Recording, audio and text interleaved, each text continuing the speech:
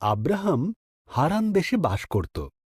ঈশ্বর বললেন, আব্রাহাম, আমি চাই তুমি হারান ছেড়ে অন্য কোথাও যাও।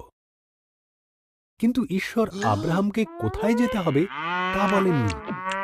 ঈশ্বর বললেন, আমাকে বিশ্বাস করো।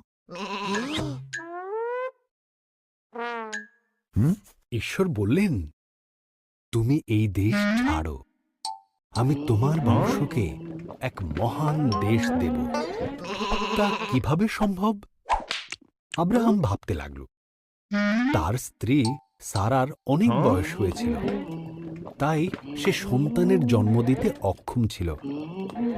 কিন্তু ঈশ্বর বললেন, আমাকে বিশ্বাস করো, যেখানে যেতে বলছি সেখানে যাও। এবং বললেন, আকাশের তারাদের থেকেও তোমার বংশধরের সংখ্যা এবং বেশি হবে। তাদের মাধ্যমেও সমস্ত পৃথিবীর আশীর্বাদ লাভ করবে। আমাকে বিশ্বাস করো, সমস্ত পৃথিবী আশীর্বাদ লাভ করবে।